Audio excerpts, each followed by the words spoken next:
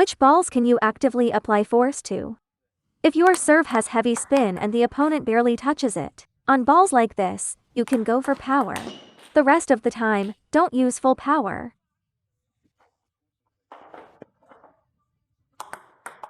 In fact, you've already won this point 80%.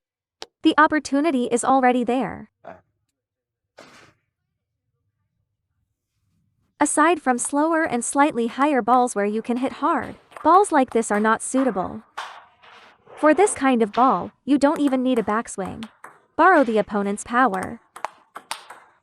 Even when hitting, don't pull your arm. If you loop, make the backswing slightly bigger. Still, borrow the power.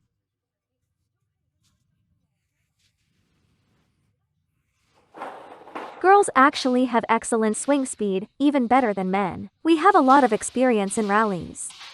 Watch me play a borrowed power shot now.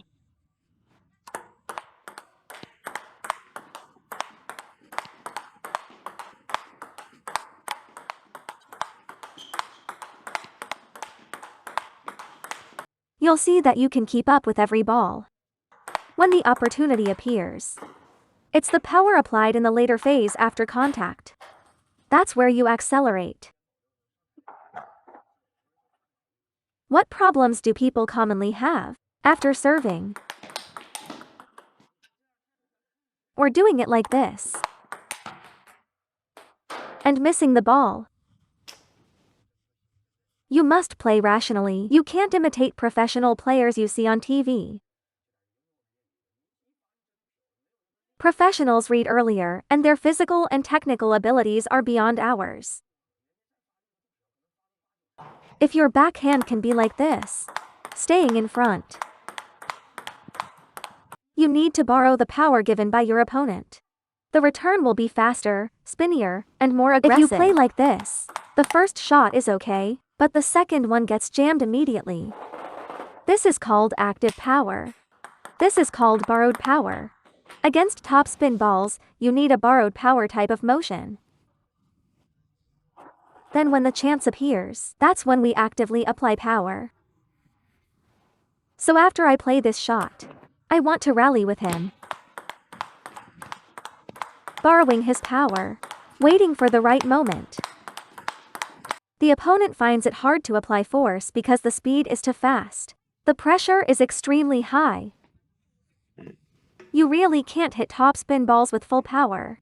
And you can't rush against backspin. Using the opponent's power mainly relies on late phase acceleration and finding the correct combined force contact point. It does not require a big swing. Instead, the movement should be compact and efficient. The most critical elements are identifying the optimal force merging contact point and controlling the racket angle. Now, let's talk about footwork during rallies.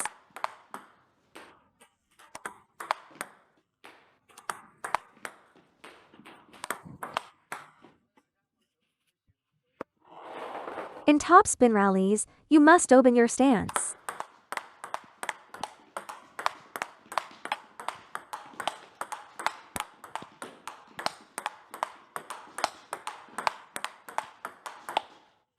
If your feet aren't apart, you can't gain an advantage in rallies. Look at how players stand now. They cover more table area. If your legs aren't spread, your weakness is very obvious. If his legs aren't wide enough, you can easily spot his weaknesses. But once you open your body, the gap is much less obvious. You can cover the whole table. So your base must be stable. Your legs must be open. How far you are from the table. You need to understand that. If you stand here after serving, but watch same motion. I stand here, and it still goes out. What if I stand farther back? For adults, if your technique is hard to change, don't change the technique first. First figure out which position suits you best. If you have a compact swing and stand mid-distance, the ball goes into the net. Where exactly should you stand? If you have a big swing and stand too close, you'll get jammed and hit everything long. This is something everyone must be aware of. My forehand swing is big. My backhand swing is small, so when I switch from backhand to forehand, I must step back on the forehand side to make sure the ball lands. And if you also like to hit hard on the backhand, then you should stand farther back. That solves the problem. As for girls with smaller swings, once they move back to the third ball, the ball starts going into the net.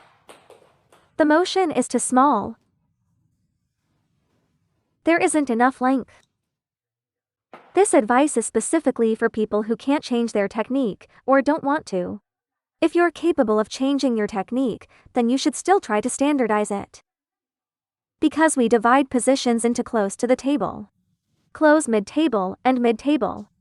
I don't recommend playing far from the table. If you have a large swing structure, you should play from mid-table.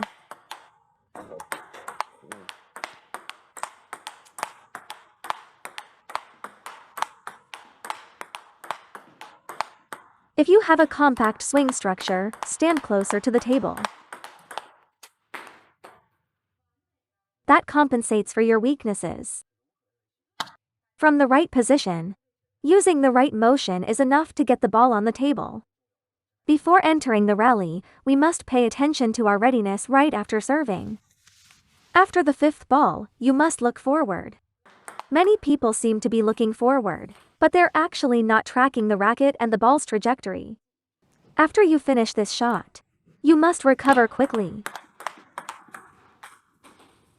Stay focused. First, focus on the ball's trajectory. Then use your left foot as the pivot, and quickly rotate your right foot. Don't do this. Or this.